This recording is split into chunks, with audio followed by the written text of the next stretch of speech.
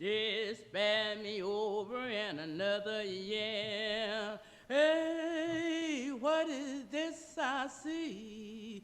Cold ice and hands all over me. He say I am deaf, no one can excel. I opened the doors of death and hell. He cried, Lord, death. Now, oh, death in the morning, oh, death, just spare me over in another year. No, you heard God people sing and pray. You would not heed, you just walked away. You would not even bend your knee. Now you got to come and go with me. They cried, Lord, death. Now, death in the morning, oh, death, just spare me over another year. Well, I'm gonna fix your feet so you cannot walk. Fix your tongue where you cannot talk. Close your eyes and you cannot see, and you got to come and go with me. She cried, Lord, death. Now, oh, death in the morning, oh, death, death spare me over another years. Well, death, consider my age and do not take me in this state, because all of my wealth is at your command. If you just move your cold icy hand, you cry, no, no. Now, oh, death in the morning, no, no. Lord, spare me over in another year. Oh, mother standing by the bed with an aching heart and a hung down head. And the doctor looked around very sad, says the worst stroke case I ever had. He cried, Lord, death. Now, oh, death in the morning, oh, death, death spare me over in another year. He said, Mother, I got feet and I can't walk. I got a tongue, mother, I can't talk. I got eyes and I can't see. Nothing but death got the shackles on me. Now, Lord, death. Now, oh, death in the morning, oh, death. Death spare me over in another year. You want to unplug from here? You want to stay plugged? It's a black museum. Do you want to unplug from here? You want to stay plugged into here? I want to stay plugged in here. Moses, Moses, lay your rod in that Red Sea. Lay your rod, let the children cross Yeah, that's the in idea. that Red Sea. And they're trying to get the same similar Pharaoh host got lost, inclusion in just and so Pharaoh host got lost in happening that in Red America. Sea. They shout when the Just host got areas. lost, lost, lost. They shout when the host got lost in that Red Sea. Moses, Moses, lay your rod in that Red Sea.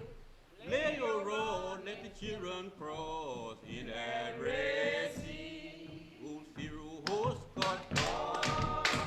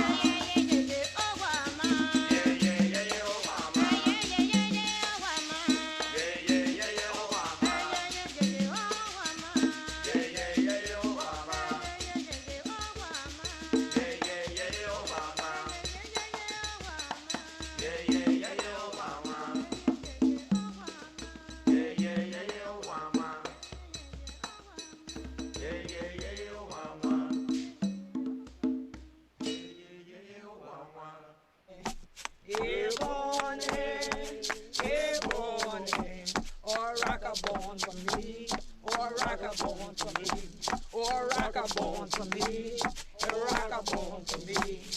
Ebony, ebony, ebony, ebony, a shaker born for me, or shaker born for me, or shaker born for me, or shaker born for me.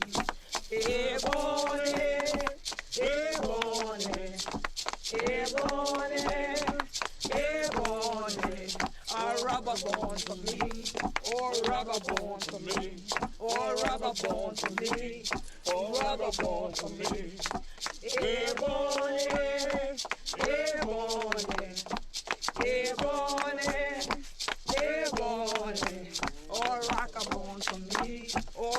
a bone for me. Oh, rock a bone for me. Oh, rock a bone for me. Ebony, ebony, ebony, ebony. Oh, knock a bone for me. Oh, knock a bone for me. Oh, knock a bone for me. Oh, knock a bone for me.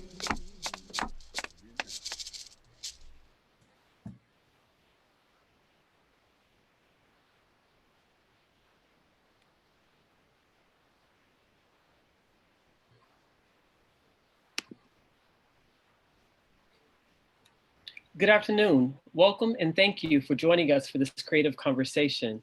My name is Dale Jennings. I'm a volunteer with the Miami Museum of Contemporary Art of the African Diaspora, where we strive to showcase the most advanced artists of the global African diaspora.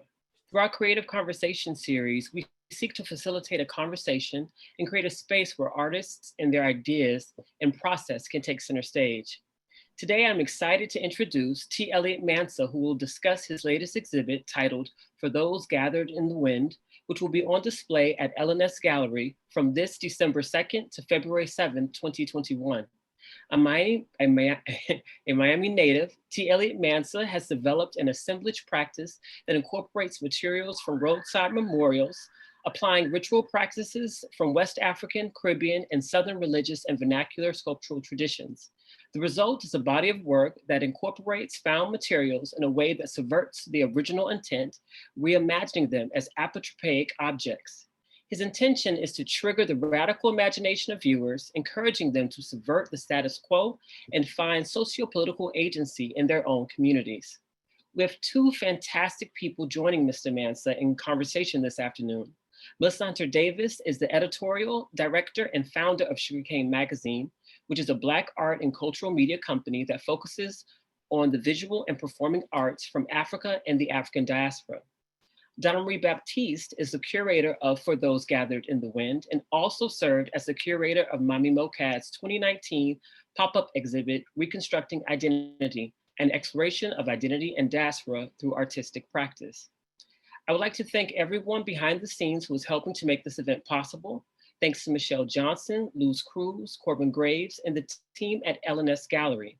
This afternoon's program will feature a conversation between T. Eliott Mansa, Donnamarie Baptiste, and Melissa Hunter Davis.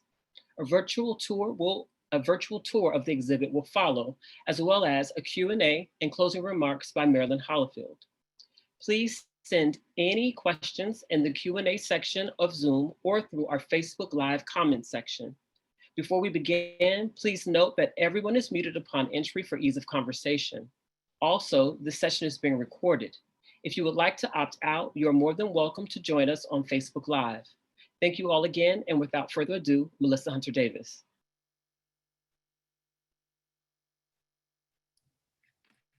Thank you so much. Thank you to everyone who's joined us today. Before we begin, I would like for us to take the time to remember J.B. Harris. J.B. Harris is the victim of the first recorded lynching of an African-American in Miami. He was murdered on this day in 1920. I would like to take a moment to remember him and to send light to his soul. If you all join me in a moment of silence.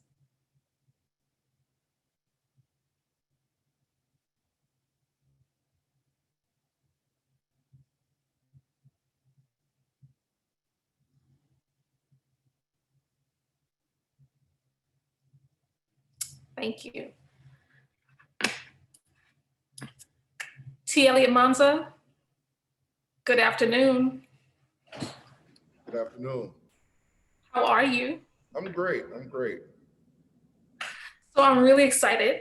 I don't have the date, but some years ago, I sent one of my writers, Angela Carroll, up to New York and said, hey, you know, there's this brother from Miami. I've seen his work. I really love it. I would love for you to do a studio visit with him. He's at Hunter College. She went. She really enjoyed what she saw. And I'm going to read something before we get started, something that she wrote from that studio visit. Sights of mourning are marked by familiar objects, deflated balloons and toys strapped to light posts, flowers and liquor bottles, candles and candy. These indicators dot city landscapes and remind the community that tragedy occurred. Countless misfortunes are remembered with similar memorials, and so much more go unsung. It's easy to overlook the memorials that proliferate in the city. In The Wake on Blackness and Being, theorist Christina Sharp describes the perpetuity of traumas African-American communities experience with nautical and colonial terminology: the wake, the ship, and the hold. The conditions Sharp articulates reveal devastating implications.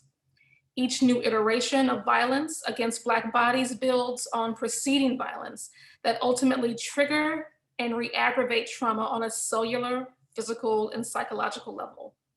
Discoveries about the residual impact and long-term effects of racist violence on the body and psyche of African Americans are emerging. Still, I cannot help but wonder if Black identities are doomed to endure a perpetual state of mourning.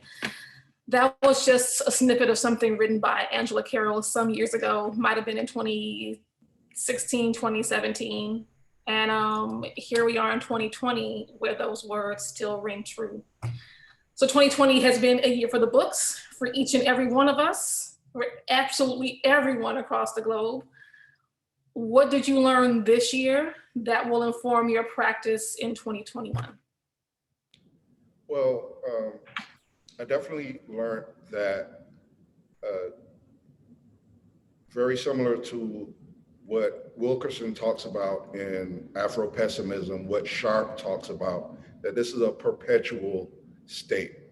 And this work really, partially deals with how Black bodies have been almost used as offerings to the West and to the hegemonic powers, and for the sake of capital, et cetera.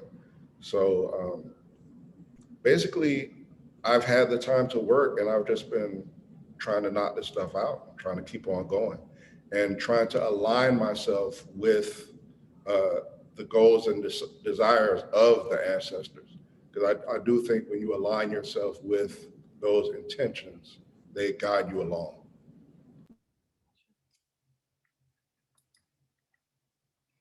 So T, we know you as a painter. For those of us who've known you for a long time, that's what we've seen a lot from you. But you've moved. This particular show is full of assemblage. Can you tell us about that move and what inspired it?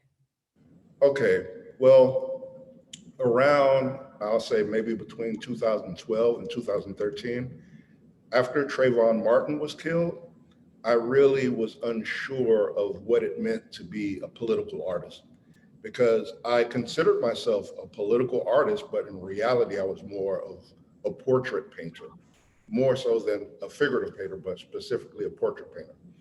And I felt powerlessness. I had to keep questioning whether or not I was being effective. So I started to look towards these West African practices, specifically Boccio sculptures. So that led me into not assemblage, but collage.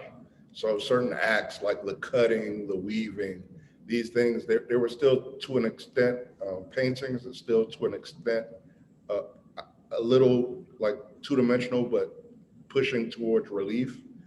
And the more I was afraid of going towards three-dimensionality, I just dove into it. And I also wanted to not just rely on the writings in an artist statement or in a press release. I wanted the work itself to start the conversation. So this was a bloody summer for America. All right, we had the deaths of Breonna Taylor and George Floyd. We had the effects of C-19. How did the events of 2020 lead up into the work that we see today? Well, I think that it helped to be very specific, because I think when you on the microstructure, if you zoom into a very specificity, it's easier to go to the universal after that. And I also felt like the work was very timely, because there's a point where when things aren't in the news cycle, they tend to disappear from people's memory. So this wasn't just work that looked back towards 5 years ago or 6 years ago. This is work that is very relevant to the times that we're in. And I just hope that it can reach as many people as possible. So you mentioned traveling. You traveled to Benin some time ago, and that trip was very important to you. Yeah. Tell us about that trip, and what do we see from that trip that is now in the work that we're looking at? Well, I went to Cotonou. I went to Benin in early 2018, and I was able to study and look at the Boccio sculptures that I'd been studying in books and through a kind of Western art history lens. And seeing it in person, I realized that when we go to a museum and see African sculptures, it's cut in maybe 20% of its intentional value, because it's only one out of the 5 senses, right? So seeing all these rituals and seeing the works in the context that they were meant to be during the Vodun festival, it really gave me a better outlook. And I also realized that there are various cities and various places in the diaspora where the spiritual systems survived in their entirety. You can see the same exact things in Havana, in Miami, in New Orleans, in Ouida, you know. So it made me realize that the myth of Black people being like a empty slate and that our history was completely wiped out, that's BS, you know. And I think we need to link to a larger Pan-African sensibility, because I might call my Africa Overtown or Carol City. You may call your Africa Trinidad, but we're still African people throughout the diaspora. So I really, you know, appreciated seeing that. And I also traveled to Havana prior to that trip a couple of years earlier. So it was definitely intriguing seeing all of these cities that are under the umbrella of the Vodun and Yoruba cosmology. So you just mentioned your Africa, and one of the things that I love to do with artists is, before I even talk about their work, I like to talk about them. By the time they finish telling me their story, their work to me is already explained. So tell me about your Africa. Tell me about your early years and how it manifested into you becoming a visual artist. Well, I think my Africa is that in hip hop, we pour out a little liquor, and that's pouring libations. There are all these different Africanisms that are in the diaspora day-to-day lives. And also I've had two of my best friends that were killed in gun violence. All these different, I lost my family. I have family members that were or have been locked up as felons, locked up in the state prisons. So I think there is a suffering that is something that we all experience, because we have the same boot or knee on our necks all throughout the diaspora. It's the same, you know, oppressor. So I really feel that, you know, on the weekends, or if you go to different carnivals in different cities and seeing the masquerades, like all of that comes out of Western and Central African traditions. So things like that, I feel like are ways that we can embrace a wider sense of identity and move away from a kind of nationalist approach.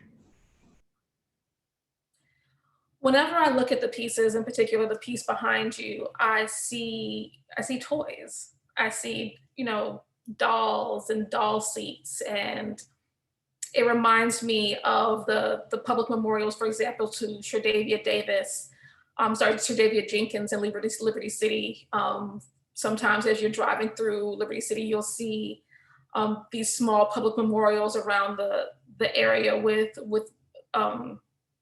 teddy bears and children's toys for children who are lost. And it could be anything from gun violence to maybe a hit and run. I see all of these pieces. So tell me about the place for them and also the materials of those pieces. You know, they're plastic toys.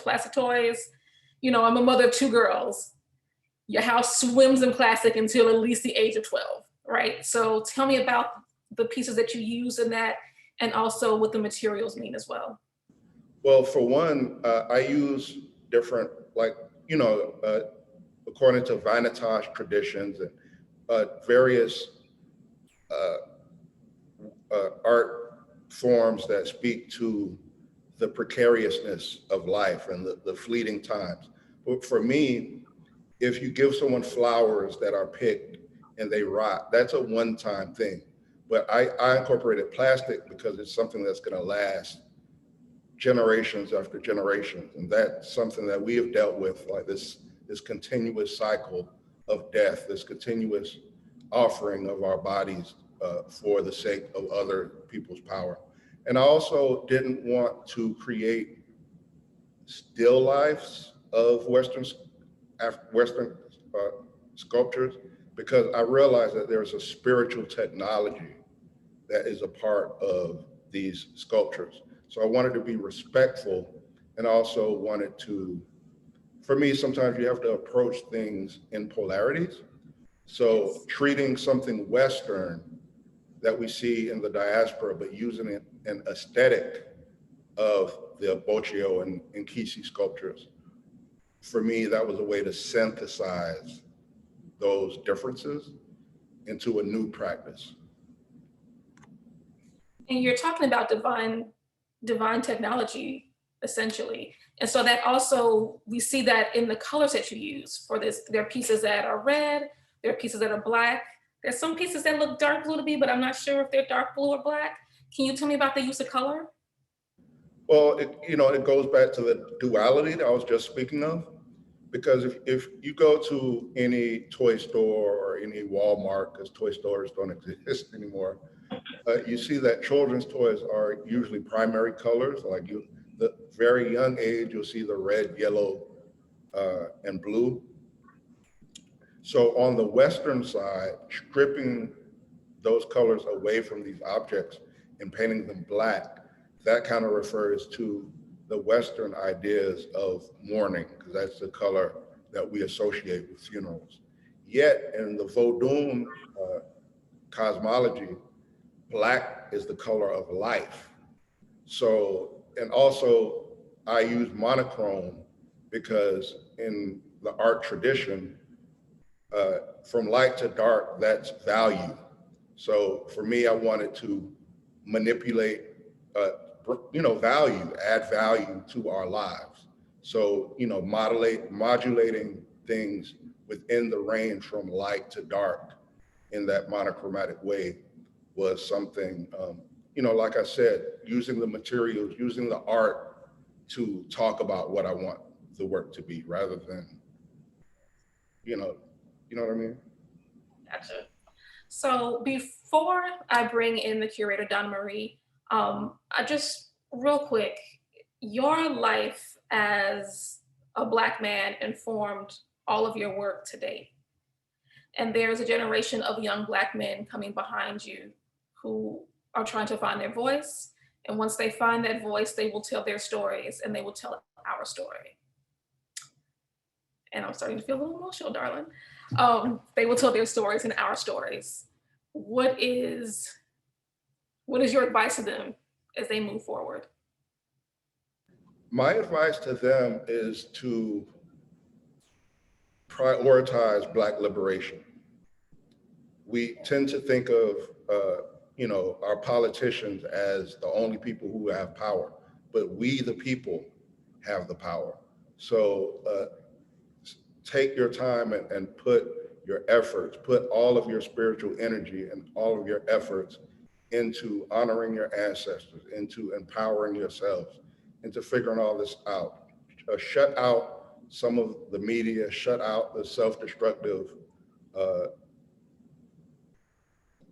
mentalities and the cultural things that come out of that destruction that we have in our communities, And also read, man, you know, dive into rigor, like push yourself to the limits and realize how strong we truly are. And I also want to say, before I move on, I want to say that even though I'm a Black man, African people, all Black lives are dealing with the same shit. So that speaks for trans people, children, women, as well as Black men. And it's not just something that, because, you know, I don't want to end up holding up patriarchy and trying to tear down another power structure. Gotcha. So I want to bring Donnamarie in for this conversation about color. We're kind of going to bounce back to this. We had a great conversation about the color blue and hate blue. So if you can tell me a little bit more about the use of colors for the walls, because typically when you see an exhibit, you just have that same basic white wall, but that's not what you guys did for this show. I saw this beautiful, beautiful light blue, kind of a light sky blue. And I love the importance of this. So if we can bring Donnamarie in, because she told a great story about her personal life with this color as well. If you can tell us about not just the work in the show, but also the way you mounted the show and you have the show seen for others to enjoy. Sure. Well, first of all, it is a stunning show. And it comes from such a place of passion, as you could tell by listening to T speak. So my job as a curator was really to contextualize this work that he so deeply and so rigorously has worked through and thought through. And I started actually with reading his MFA thesis, which really set the tone for the essay that I wrote and set the tone for the way that the exhibition is hung.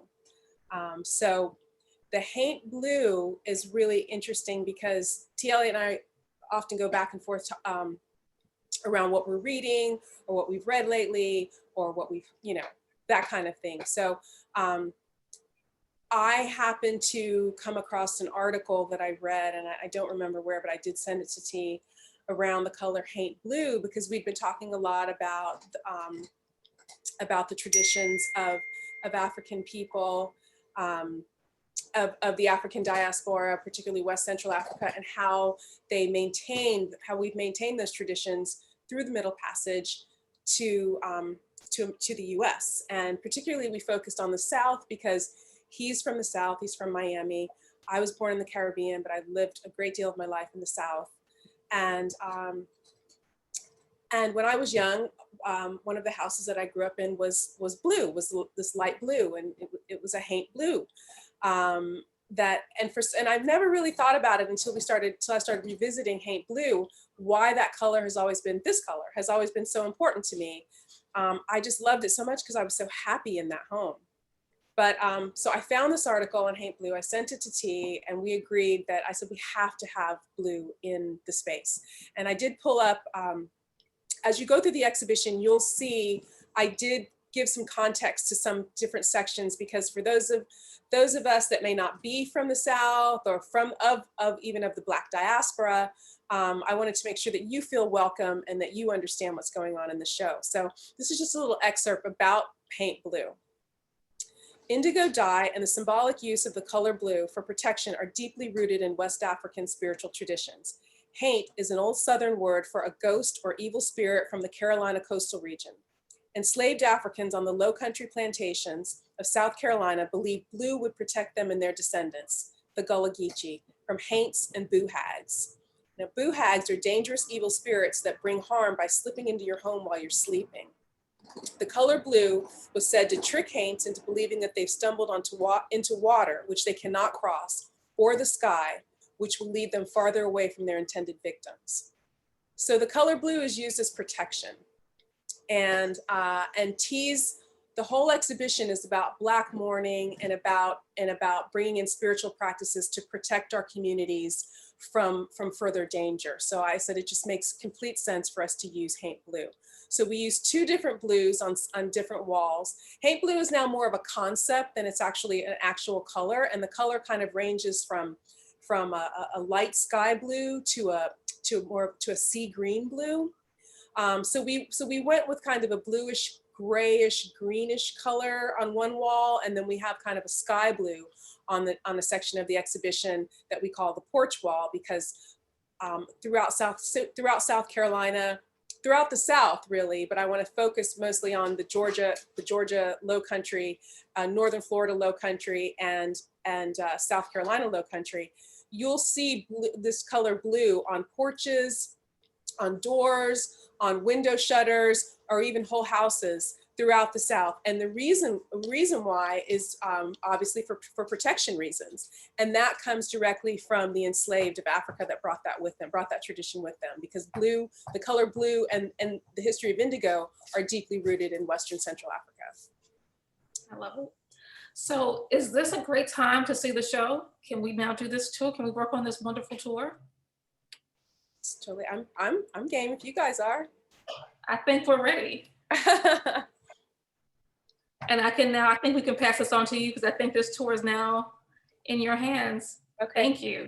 Hey, Sergio. So, oh my gosh, please let me shout out Sergio Cernuda and his beautiful wife, Luisa, and their amazing team, Sophia, Isabella, and Freddie, who helped T and I so much. Oh, who were so instrumental in this show being as beautiful as it is. And not to mention that they have a gorgeous space already. So here we go. We're gonna start. This is the entrance, as you can see. To the left, you'll see we have the essay, part of the essay that I wrote, and one of T's lovely sculptures, a smaller sculpture. And then if we can swing around to the right wall, so you can see the beginning of the installation. Wow, Sergio, you've got this down to a science now. So we started here with some of the smaller works that T, from his previous, it's a previous body of work, and it's as stunning as ever.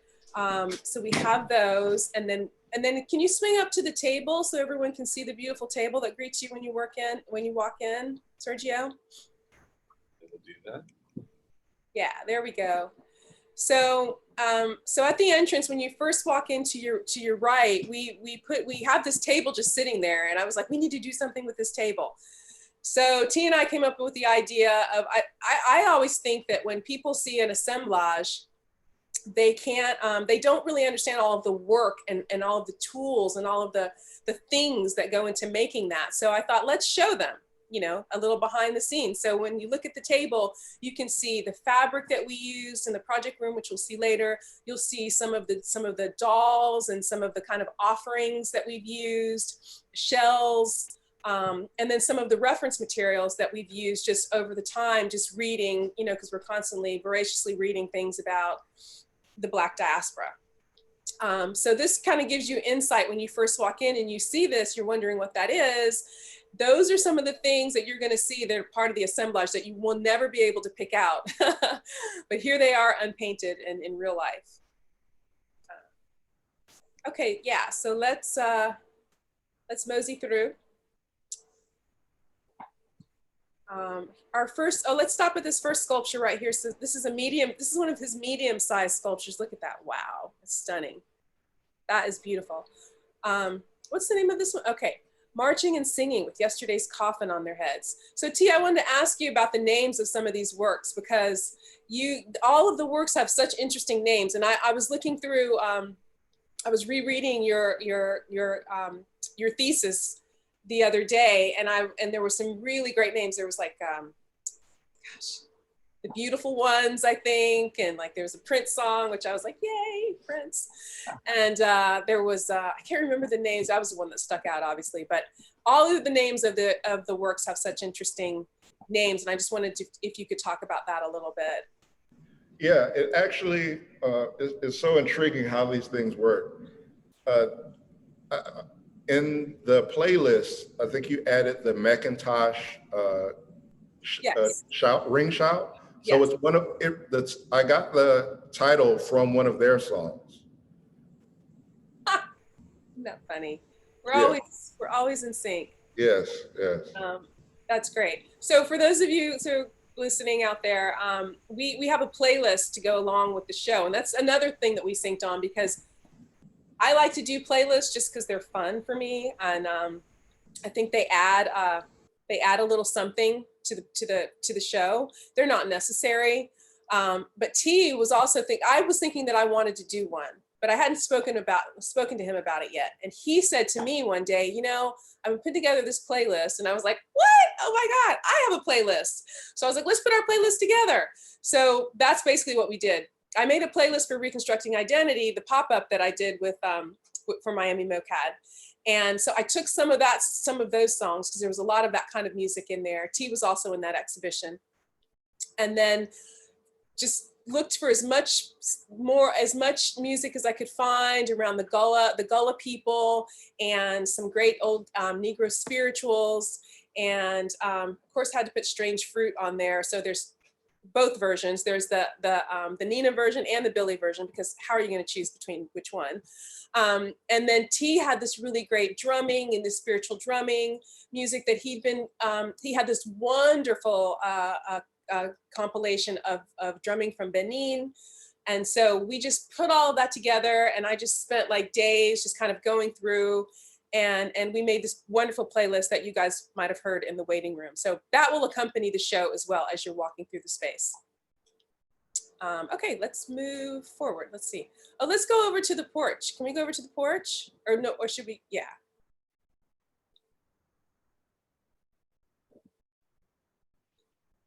Yeah, there we go.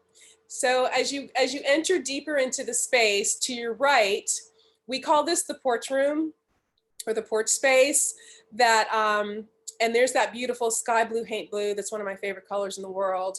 And the pieces are kind of speaking to each other in this space, in this area of protection. So we kind of thought about recreating that Southern Gullah porch, and had the pieces speaking to each other and protecting the space. And let's zoom in on the round piece really quickly so people can see that. Isn't that, oh, it's so beautiful. So I really thought that this piece needed to be in the center of the space. Victory of John Henry, what a great name. Because it is one of the few large pieces, it's the only large piece in this show that is round, but it's one of the few large pieces that doesn't have large offerings on it.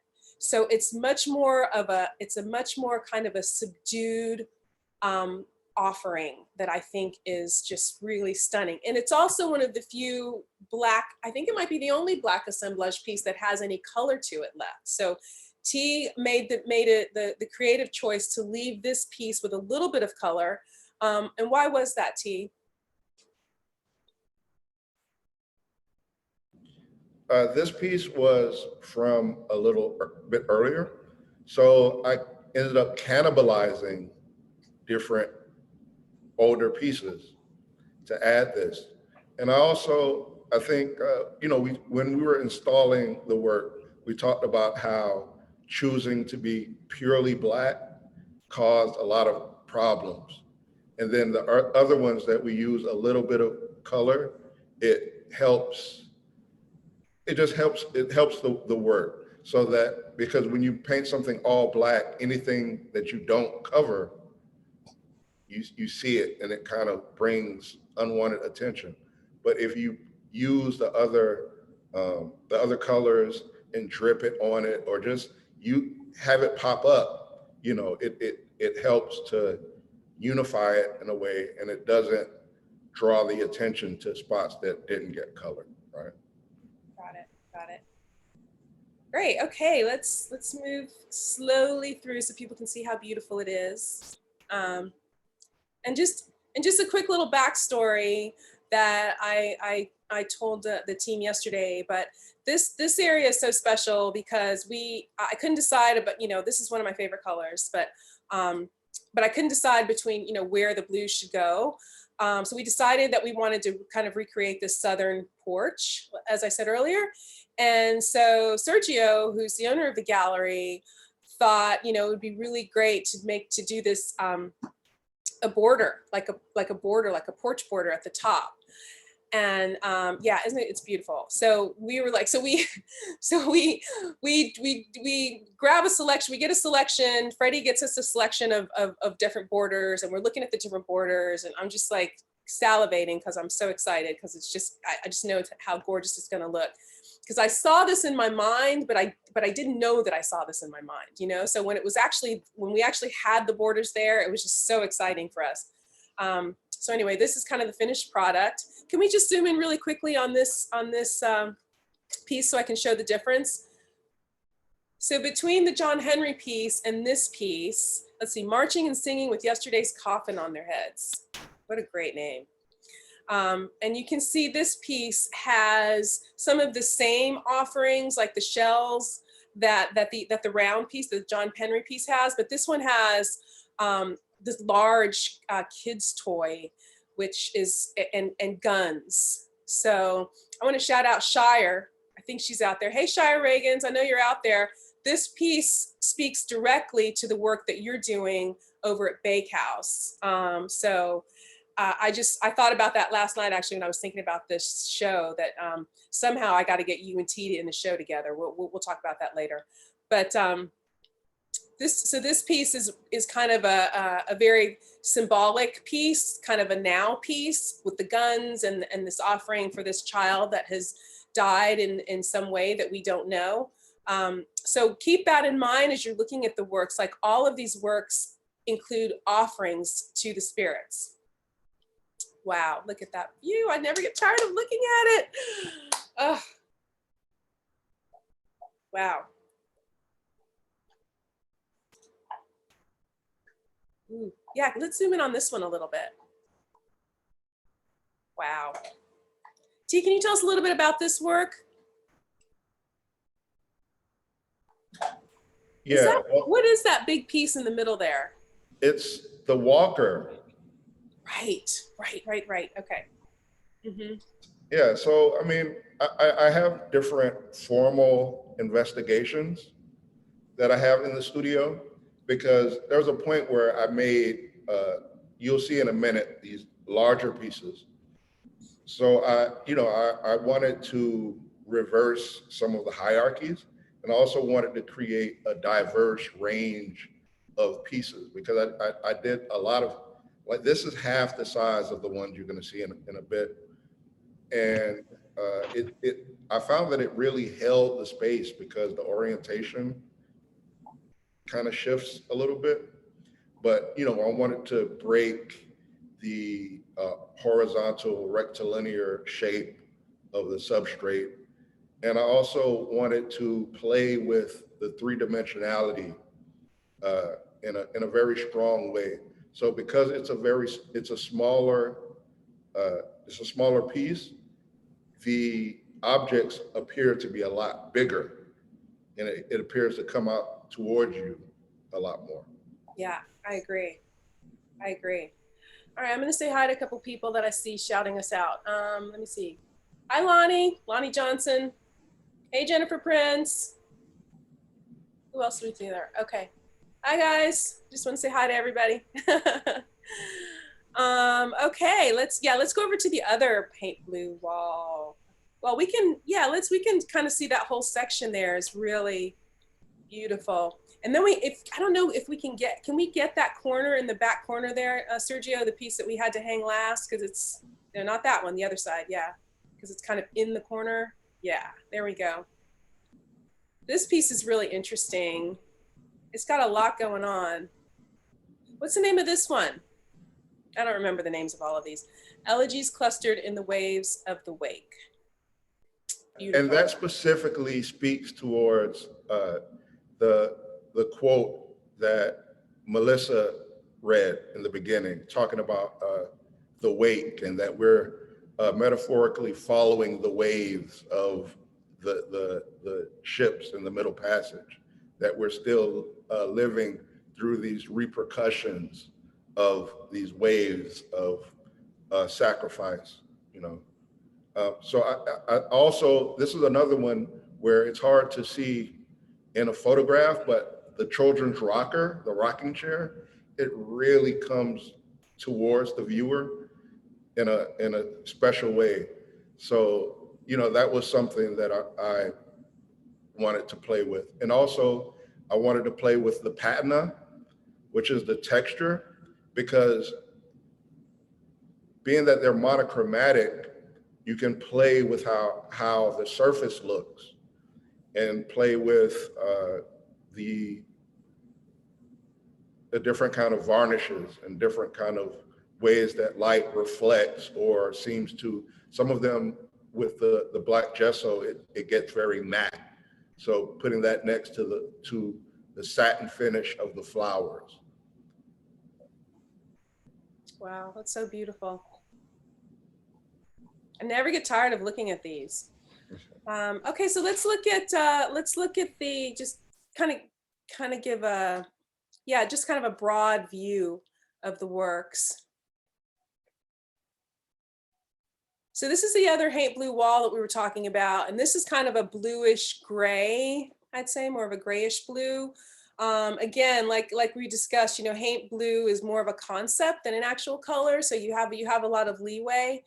And I just wanted to show the differences and show that fact that it's not a specific thing, it's more of a concept.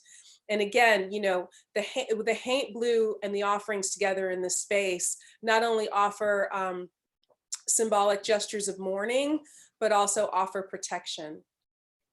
And the black ceiling is just an added plus. That was already there, so we didn't do that. That's already in the space, and it looks fantastic. So we do have a couple of the smaller works over here. Yeah, isn't that, wow, what a beauty, it's beautiful. Just really quickly, I just wanted everyone to see some of those you might remember from Reconstructing Identity, T and I. And I really love how placing that blue, that curatorial choice, how it plays with the negative and positive space. So how it it's inverted between Absolutely. the wall on the left. Yeah. Yeah, absolutely. Thank you for pointing that out. Yes, I see exhibitions in my head before I actually hang them. So I spend a lot of time thinking about the work, thinking about the context of the work, and thinking about the space.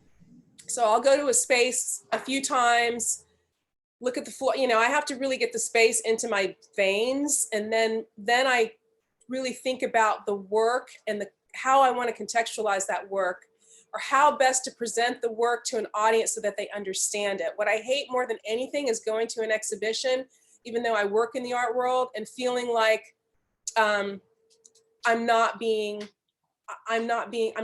anything, I'm not seeing anything. A lot of times curators make choices, which I respect, to just allow the audience's thoughts and ideas and allow them to form their own opinions. And I think that choice is warranted in certain situations. But in this particular situation, this is a very specific concept, as you heard T discuss. And we wanted to stay very true to this show. It's not about anything else. It's about this. And so we wanted to make sure that everyone understands that. And so this is the pièce de la résistance. We love this. This is our project room. And the moment I saw that space for the very first time, I was like, oh, I'm gonna do something in that room. And so we talked about it, we went back and forth, and we're gonna go in so you guys can see what choices we made. Look how nice the gallery looks. Okay, so here we go. So we enter from the two sides, there's two side entrances, and here we are in the space. Isn't it beautiful? Wow. Never get tired of looking at it.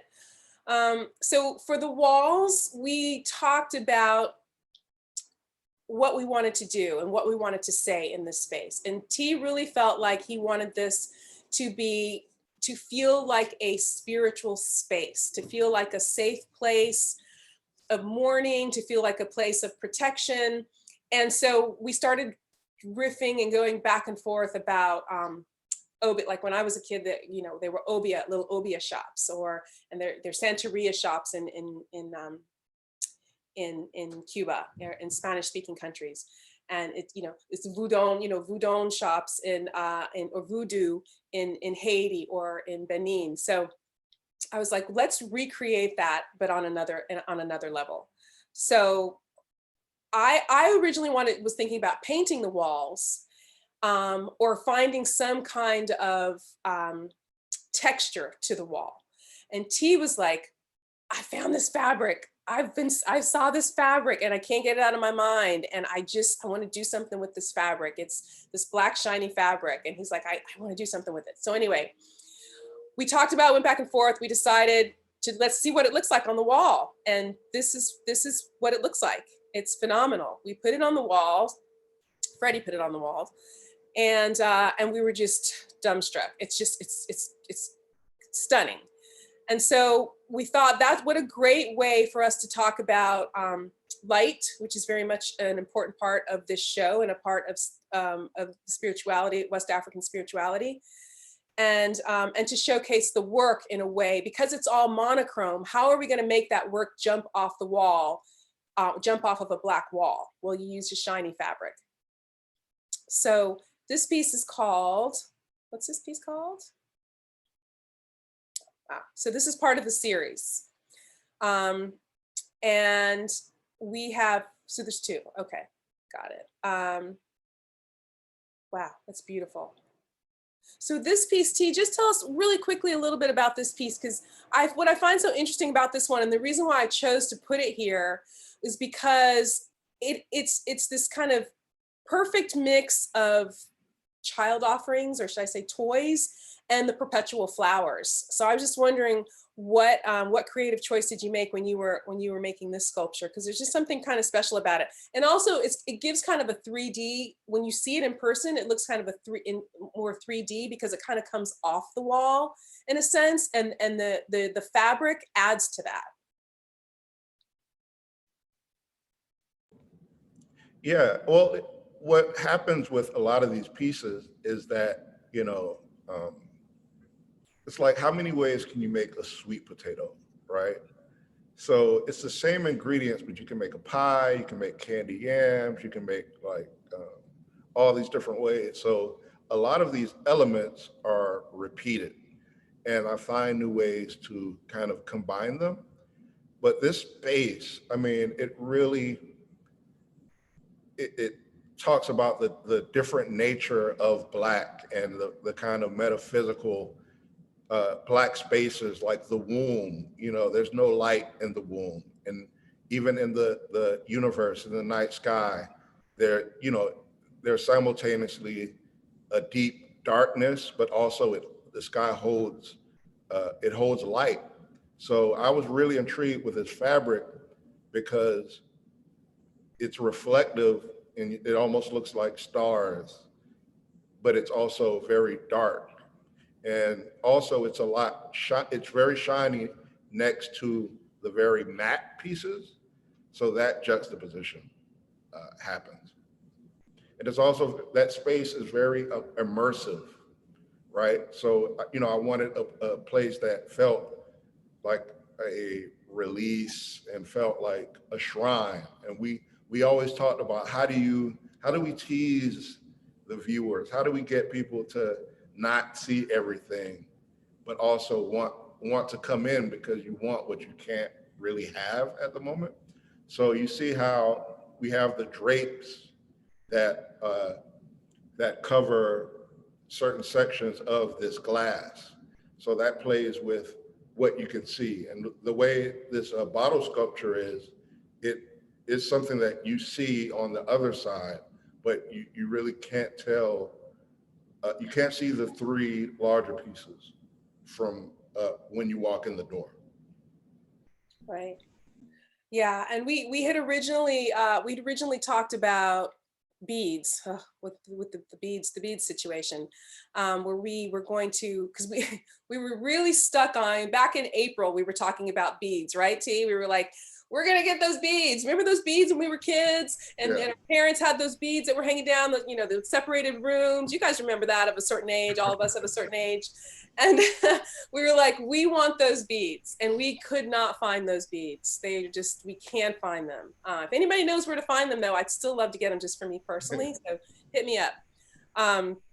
So what we did was we had so much leftover fabric because we didn't want to, when, you know, T bought the fabric, we were like, oh my God, the worst thing that could happen if something, we couldn't get more of the fabric, because the fabric was perfect. And so he bought a ton of fabric. So we had all this fabric left over, and we just hung the fabrics like drapes, and it just works so beautifully. It's perfect. We could not have framed the space any better. So it's just funny how those things happen. You know, some decisions that were made were deliberate. I had a very deliberate idea of what the show was going to look like in my head, and it looks like that. But some of the choices that we made along the way were kind of by happenstance, you know. So, and that's the nature of the process. And so the rug is another example. We wanted, you know, I wanted the floor black. We had to figure out how to get the floor black. We couldn't get the black carpet we wanted. So we got gray carpet and we spray painted it black. So, you know, and I don't care because I just want the floor black. I saw it in my head. That's what it was going to be. And we got it there. And I think it looks stunning. And the bottle tree, I just want to talk a little bit about that. That was another decision. That was a deliberate decision that I made, that it was going to be in that space. And T loved the idea. I started sending him images. And I just wanted to tell you guys a little bit about the history of the bottle tree, just so that you understand why we made this choice. So I'm just going to read from the contextual cards that we have in the space. The bottle tree reflects the historical trajectory of the transatlantic slave trade from Africa through the Caribbean to the US. For centuries, Congolese captives were transplanted to the low country region of South Carolina and Georgia through the ports of Savannah and Charleston. So for those of you that don't know, Savannah and Charleston are the two major ports that slaves were brought into the country. Let's see. So African religious beliefs and the traditions that survived the brutality of the Middle Passage were passed down from generation to generation. And descendants from the region still continue that practice. They're known as the Gullah people. And they still reside along the areas of coastal Southern Carolina and Georgia. Ancestors of the Gullah were some of the first people in the American South to use bottle trees. Tree branches were cut short and empty bottles were placed upside down on the short limbs. The enslaved believed evil spirits were drawn to the bottles by the light of the moon and became trapped inside when they are forced to stay for the rest of the night. The sound of the wind blowing through the bottles was said to be the spirits wailing in discomfort. When the sun rises in the morning, it burns and destroys the evil spirits caught inside, and the empty bottles are free to wait for the next wandering spirits at night. So we thought that it just made sense to have, since we were already honoring the Gullah people, it made sense to put a bottle tree as a source of protection to capture those evil spirits. And we were thinking about, what kind of, what do we want this bottle tree to represent? We made the choice to have all of the bottles be blue to capture the spirits, because blue represents the sky. And the shells, which hi Andy. Andy had a question about the shells. The use of shells are to represent water. So normally bottle trees were placed in Trinidad or in Caribbean islands, in small regional, small communities, island communities. They're placed near water. And that's because they're placed at the intersection between the sky, between the two worlds, right? So water and the sky, water is the way that the spirits can enter and leave the world. And so the sky is represented by the blue bottles and the shells represent water. So when you see these bottle trees in the South, like around the Gullah region, or usually in front of an African-American home, which is not by water, you'll see shells around because they represent water. So that's why the shells are there. And I also want to talk a little bit about the shells and the way they're tied to the memory jugs or the spirit jars. Absolutely. Because in the Congo, the world of the spirit is very synced with water. It's called Kalunga. And Kalunga is this water type area. So when these bottles are placed near the grave and these shells are placed near the grave, it helps guide them back across to join the ancestors, because in the Congo, there are different they're different pieces of the soul. The same way, I mean, a lot of this stuff is migratory back to the pre-Ptolemaites in Egypt. So that idea that the soul is broken apart into pieces, and you have to break things that they use, and all this different process.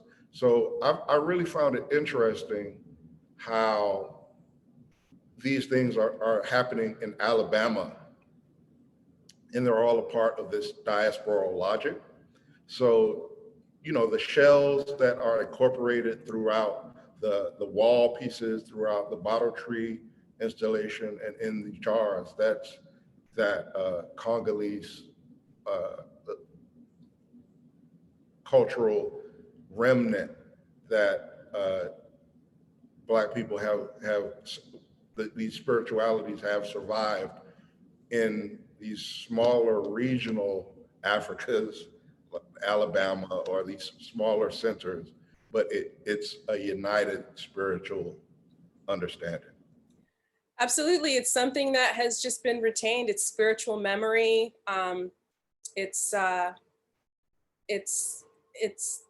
Yeah, I think it's something that it's the ancestors place within us, and it just travels with us from generation to generation. Really quickly about the memory jugs that T made. The Bakongo people believed that the spirit world was reversed, and they were connected to it by water. So jugs, pitchers, and vases were decorated with items from the person's life that might be needed in the afterlife. So the broken items that you see near the bottle tree, those are broken as a process that releases the spirit so it can help the dead in the next life. The original spirit jugs were made with, memory jugs were made with materials. The materials were attached by using putty, or like a clay, or a plaster, or a mortar, or something that the Africans could make, something they could make from the earth to put on the jug that would hold the items, to glue them on there. And T, you use clay, correct? Yes. Okay. So he, stayed pretty true to the original way that these items were made. These items were placed either near homes or near grave sites, and placed upside down. And unmarked gravesite decorations are found a lot throughout the South. You'll see these unmarked graves, but a lot of times you'll see these jugs, or you'll see bottles or cups, even sometimes, like turned upside down, that have these items on them.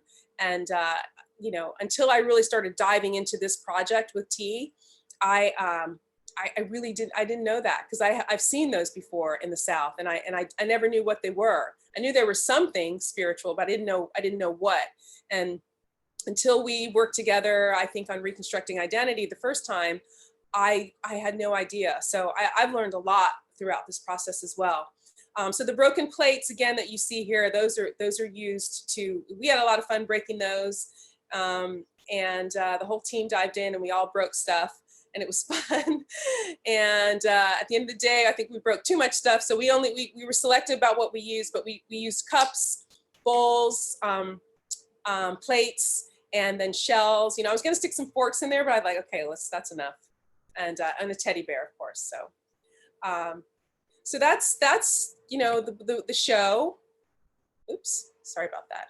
That's the show, and this is the view looking into the space from the project room. And I think this is a good place to take some questions if we have. Do I throw it to Dale or Melissa? I do have a question from, Miss Marilyn Hollyfield. She had a question about one of the titles. I think it was the John Brown title. John Henry. Henry. Can you talk a little bit about that? Okay, so there's, I don't know if it's because I'm such a nerd, but there's something that August Wilson said. He says, I want my work to be fat with meaning, so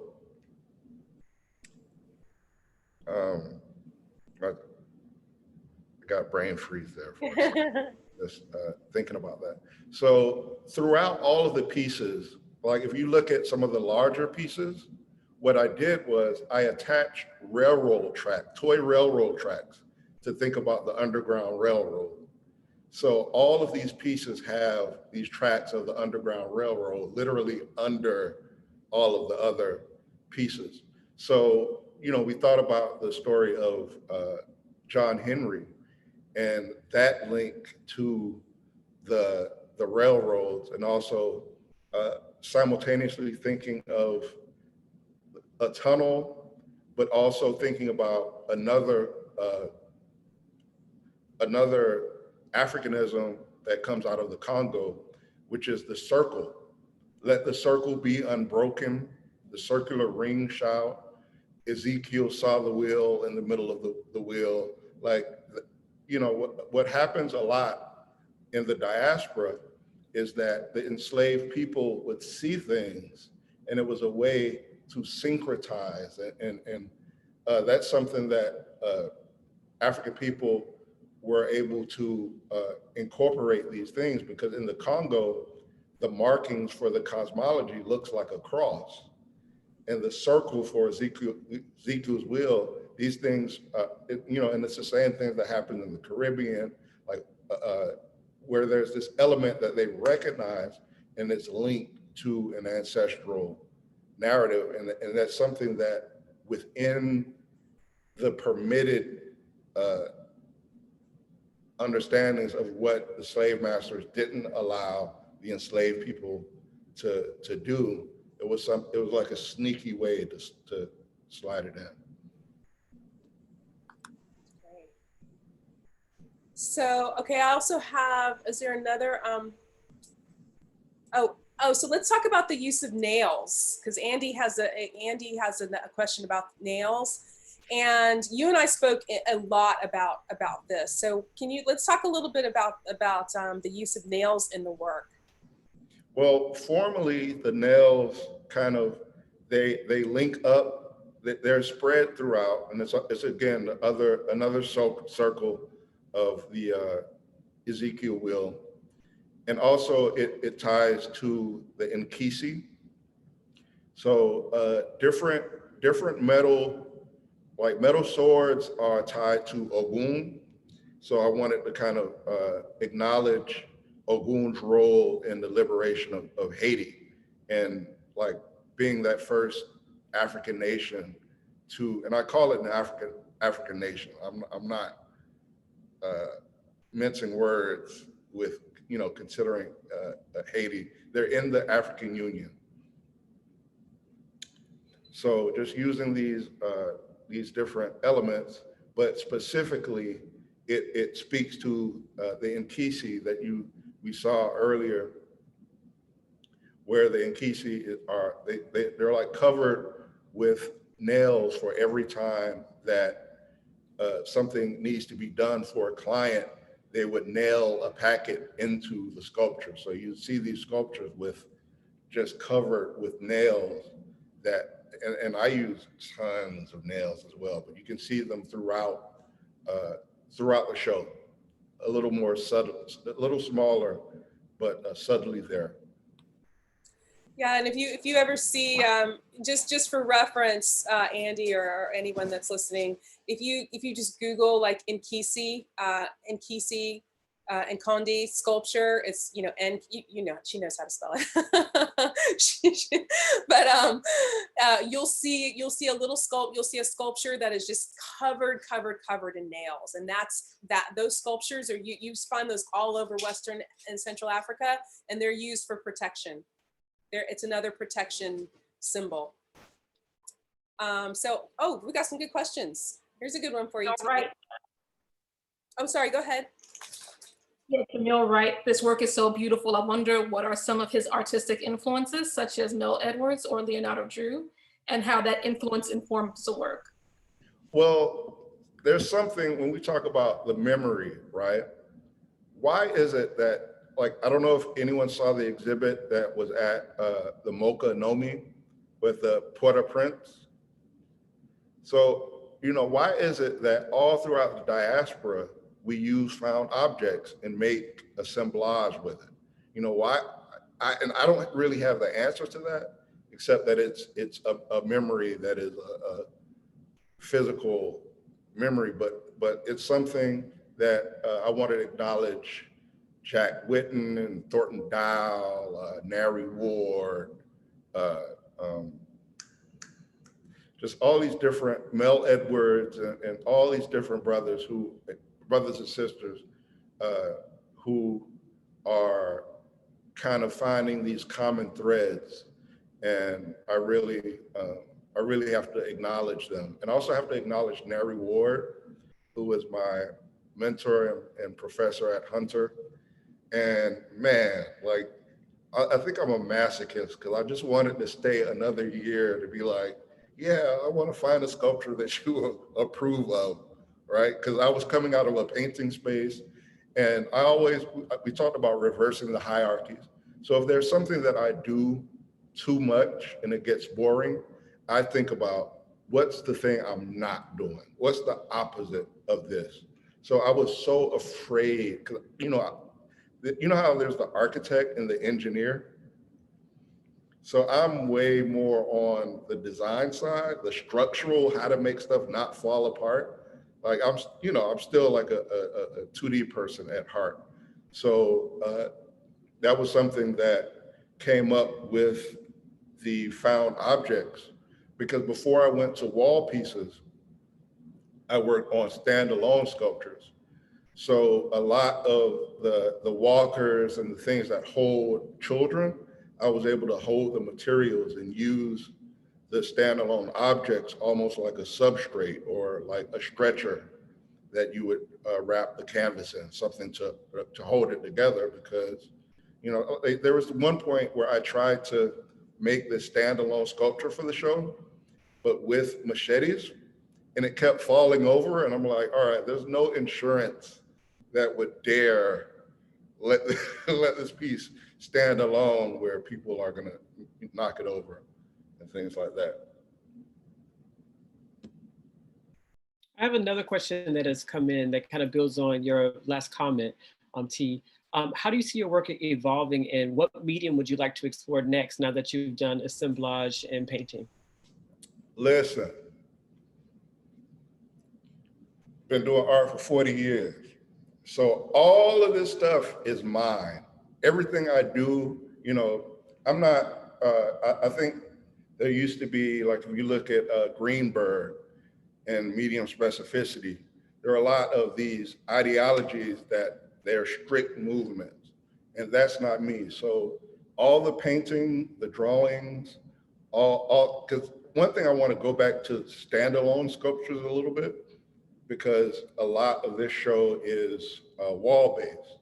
So I want to play with that, hopefully either, find other mentors and also maybe students, because that's something that happens oddly, like young people teach you how to do things as you claim to be teaching them or mentoring for them.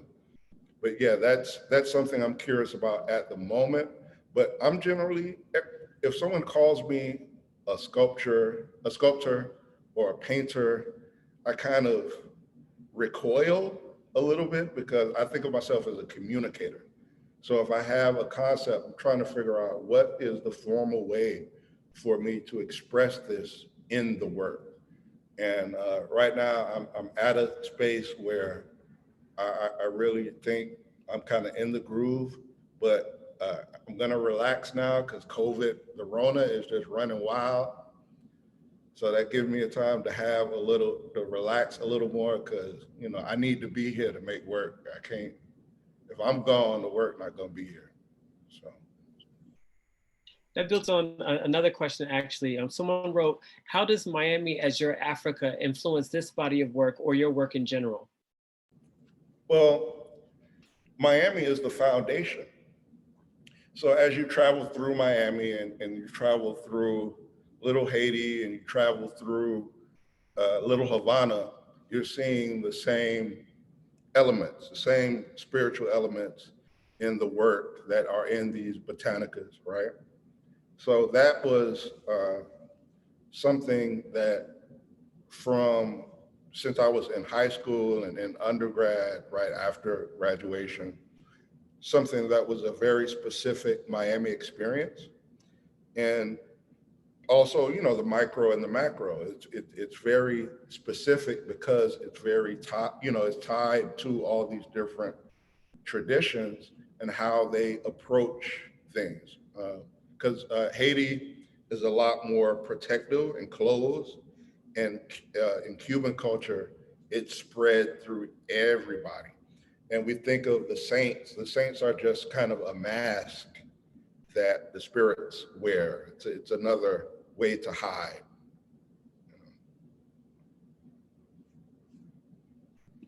Another question we have is, you've talked about how you're an avid reader and you've mentioned Prince. What are some works of literature, recent works of literature and music that have inspired your work?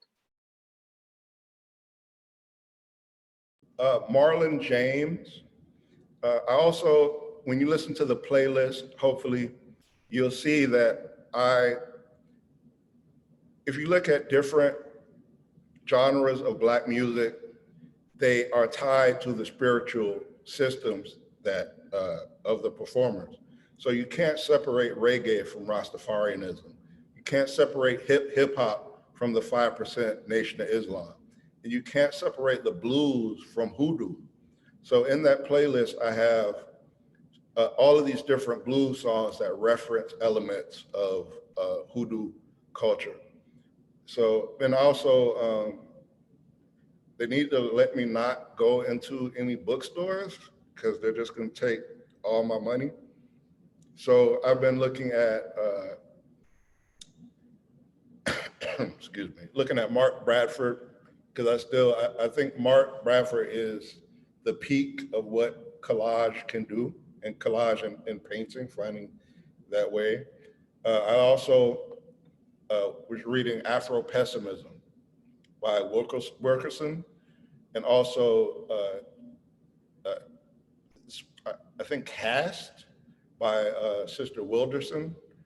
So, you know, I think I use the art as an excuse for me to read, because I was, when we had as we were preparing for this, I explained how the work starts in literature, and I try to find ways to transfer words into a visual language.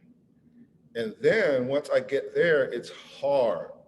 That's why a lot of artists talk about how it's hard to write about the work, because you spend so long trying to communicate visually.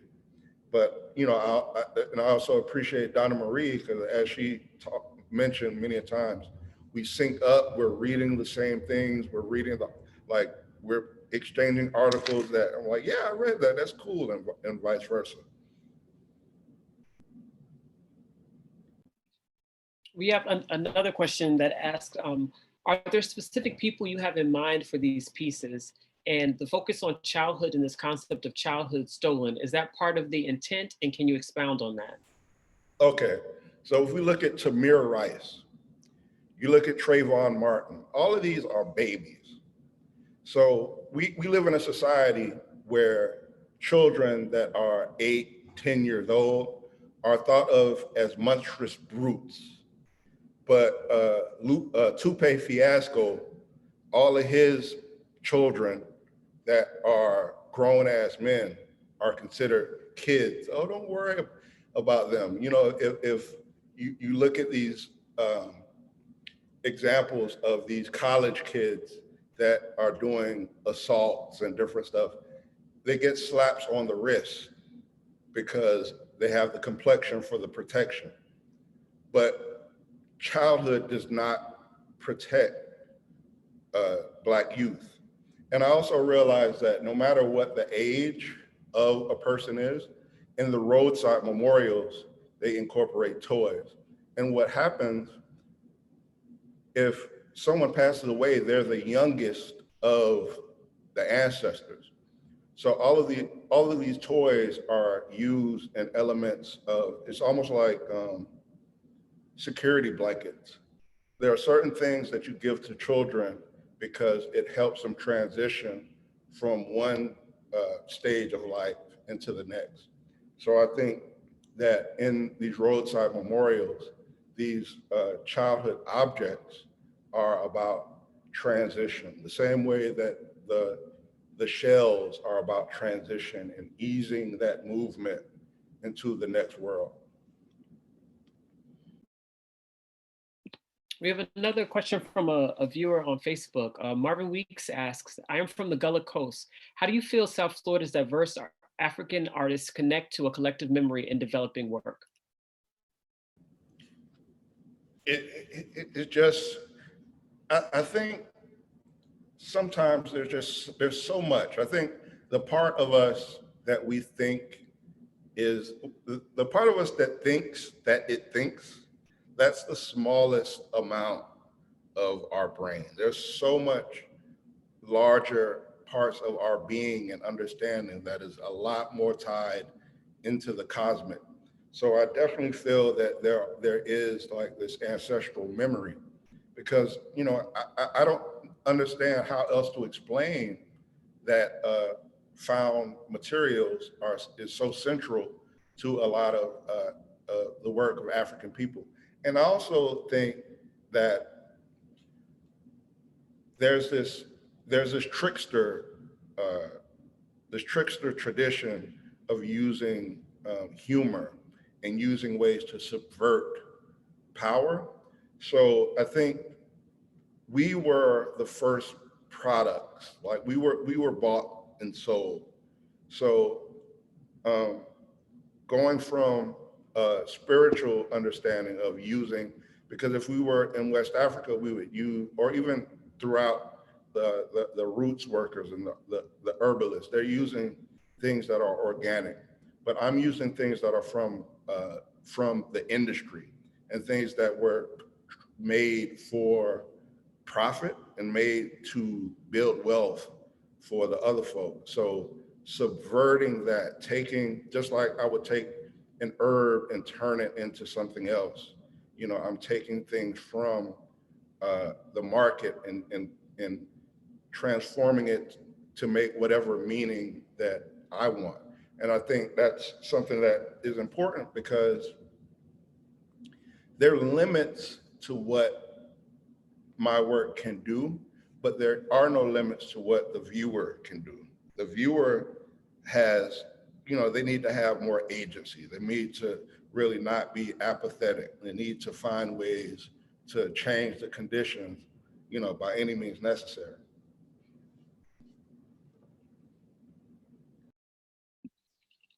We also have one question from Donnamarie Baptiste. As a curator, what's it like working closely with an artist who you mesh so well with, and how does that add to your work and process? Well, it's a dream. I mean, it's the dream. It's great. I mean, listen, I've worked with a lot of artists throughout my career, and from very, very different backgrounds. So I've not, you know, it's not like I've specifically only worked with Black artists or artists of the Black diaspora. I've worked with artists of every ethnic background at every level of their career. So sorry, my dog is in the picture, sorry. But I can say that when you work with an artist that you have the same kind of mindset and you think a lot alike, like T and I do, we think very much alike. And it makes the process so much easier, because I don't have to I never second guess my decision or my thought, because the one thing that I never want to do is have the art, is I want to make sure that the artist's voice is always front and center, is what I meant to say, is that the artist's voice is always front and center. This is their work. They're trusting you with their soul, you know, to put their soul out there for the world. And it's a very, very important and a very difficult job. So when I'm working with an artist like T. Eliott, who, you know, we've known each other for a long time, but we've never been like, we never hung out or anything like that. We just have always been good. You know, we just have always been good. When we see each other, it's all good. And we talk and we text and stay in touch and we send each other articles and we, you know, but when we were working on the show, it was like he was in my head and I was in his head, and it was just so easy. So if you're lucky enough as a curator to work with an artist that you really grasp the work, you know, and you both really think very much the same, it makes the choices easier. Because I would tell Sergio, I was like, okay, we're going to do this. He's going to love it. You know, like I don't have to, I know what he likes, you know, and I know what he wants, and I'm going to make sure that that is what the audience sees, what he wants and what he likes. So it's a dream. And I've worked with artists that have been somewhat difficult, and that's okay too, because you really have to up your game. But I've also worked with artists that were like, you just do it, you know, and that's okay too, because that makes it really easy. But I think the dream is working with an artist that you are in sync with. It just makes the process so much easier. And, you know, something like writing an essay about an artist's work, to me, I think is the most difficult responsibility of a curator's job. And it's one that just, I lose sleep over. I mean, I agonize over it, because I think I'm a good writer, but it takes me a long time. You know, I can't just, you know, it takes me a while. But, so yeah, so with T, writing the essay was agonizing, but it was easy because I knew exactly what I wanted to say. I knew exactly what he wanted me to say. And so I just had to get the words right. And yeah, I would highly recommend that if you get an opportunity, if there's an artist, if you're a curator, a cultural producer, and there's an artist that you want to work with because you really love their work and you really get their work, try to grasp that opportunity. It will make your experience much better, and you learn so much from that experience.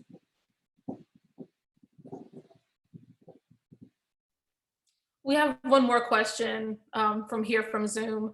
This art speaks to so much other than art, ranging from the traditional artists of Central and West Africa to Louise Nevelson and even Grinling Gibbons. I want to know if T is consciously talking to these artists. Do you feel like saying anything to Louise Nevelson, for instance? Well, I believe that, and this is something from it's great. I'm thinking about the essay, "The Death of the Author," and what I do, the works speak to other works. The work speaks.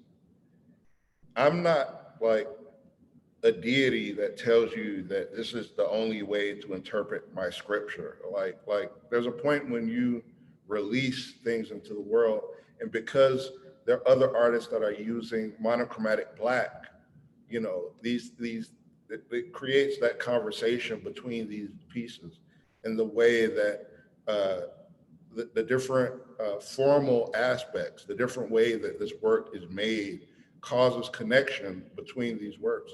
But there's tons of other stuff, you know, the flowers from Vanitas traditions and you know, all these things tied together. And I also think that that's what happens, that it creates space to find new meaning. You know, so I may not be able to have a certain analysis of the work, but you bring that perspective from your understanding of the world, and it allows you to see the work through a new lens, right? And this is something specifically that happens with art historians. And I am so thankful to work with Donnamarie and Baptiste, because, you know, when I read the essay, it's like, I really felt like it was my thoughts coming back to me. It wasn't something that was a meaning that was forced upon the work outside of myself. So, you know, I still consider myself to be an emerging artist. And I think that when you have people writing, it's very important that they understand the work. Because if you have someone write about your work and it's off, other people just gonna Google, they gonna Google your name, find something from your past, from the person that didn't understand your work, then cut and copy and paste and move it around. And now you've got to deal with, for the next 20 years, you got to deal with somebody who got it wrong, and people finding ways to keep injecting that. And you just, you know, either you get frustrated, or someone says, that's perfect, I want to give you X amount of money, and now you're really screwed because you're pretending that it's about that, you know? I'm so happy. I don't know if it's just this talk or if it's the cafecito, but you know, I'm really happy that everyone has come out, and I'm happy with all of the questions, and want to thank all of the participants and those who helped behind the scenes. Thank you very much, T. And one thank you more all for providing. Oh, I'm sorry. Just one quick question. You did a lot of spiritual work to put this show together. How has that influenced you? Well, I honestly can say that the spirituality is also, it's also metaphoric, because we're talking about power, right? And we're talking about ways of art making. So the collage logic, the assemblage logic, transformation of objects that come from a place of power and transform to a different conversation about power. Because privately, I think I'm very agnostic in some ways, not like towards the textbook definition, because it's not like I don't believe that, you know, I do believe that your spirit speaks, and there is a larger world. You know, I do believe that. I'm not someone who denies that we can ever know. I think individually, you have these intuitive sixth sense connections. So, but I will say that this work comes from a space of great hurt. And I don't know if there are people who remember the summer that Katrina hit. Every weekend there was a hurricane. Every weekend, back to back hurricanes that year. And that's how all of those uprisings, that's how all of those murders, that's how it felt, like that powerlessness of dealing with the same denial of justice, the same things that we have to experience over and over in generations, because this is what our foreparents were protesting about during you know, the harassment and the brutality, you know.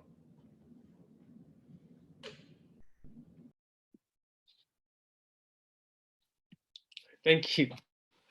Thank you all for providing such wonderful insight, and for providing such beautiful, wonderful insight into this beautiful body of work.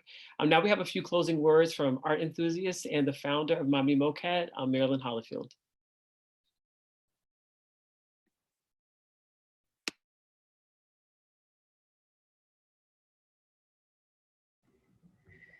Thank you, Dale.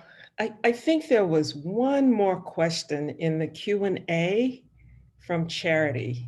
Was that question answered? That question was answered, Marilyn. Okay, thank you. Well,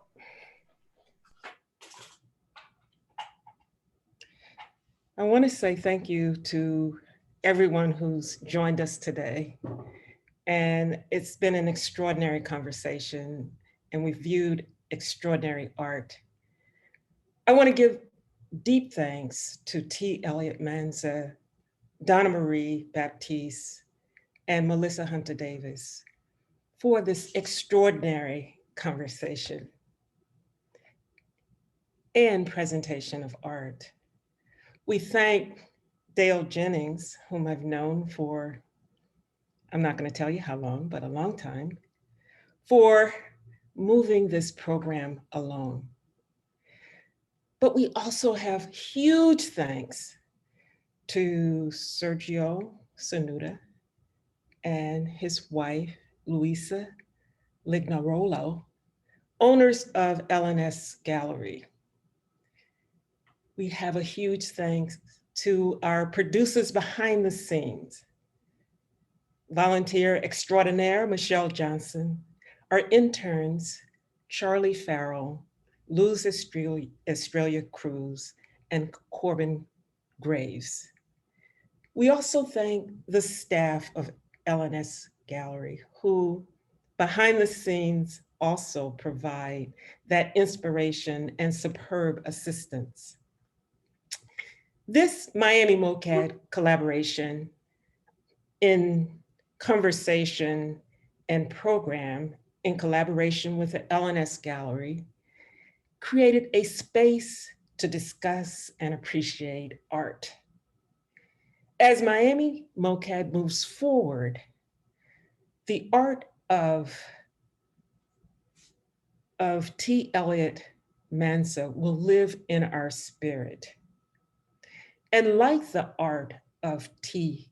Eliott Mansa, Miami MOCAD will inspire, it will provoke, it will touch the human spirit.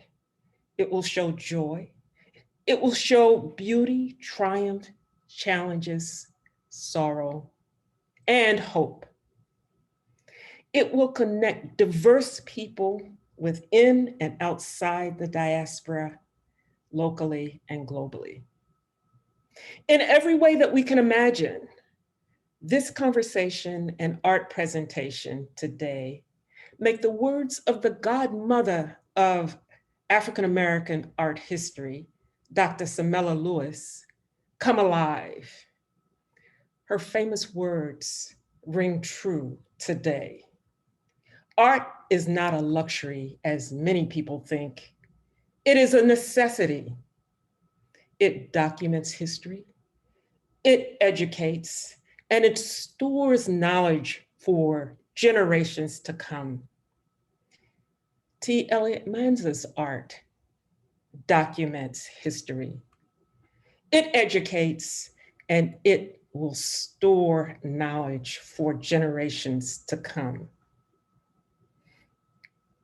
T. Eliott Mansa's art and this conversation presented provides powerful expressions of mourning and transform negative thoughts about Black into positive expressions of protection, beauty, creativity, and hope. T. Eliott Mansa's art compels us to say her name, to say his name, to say our names. The art of T. Eliott Mansa says the names of those gathered in the wind. So we ask you to go to the show and take in the art of T. Eliott Mansa. Thank you for joining us.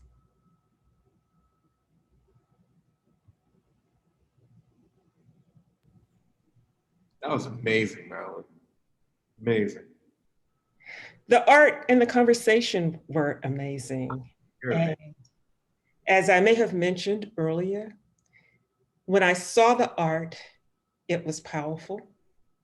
When I heard the discussion about the art, it was even more powerful. And one of the themes of today is the theme that there's so many names that we don't know. There's so many names that get lost in the wind. And T. Eliott's title, his art, the power, the spirit, they give hope that as we begin to get more educated, we begin to appreciate art coming from different parts of the world, from different spirits, that we will be able to store knowledge for generations to come. But more importantly, we will be able to connect across the Pan-African world that T. Eliott talked about, but also beyond, and connect within our communities and outside of our communities. So as Melissa said that she was overcome, And I was overcome. I believe that this has just been an extraordinary presentation. So thanks again to everybody who made it happen. And thanks again to everybody who joined us this Sunday afternoon when there are so many other things that you could have been doing.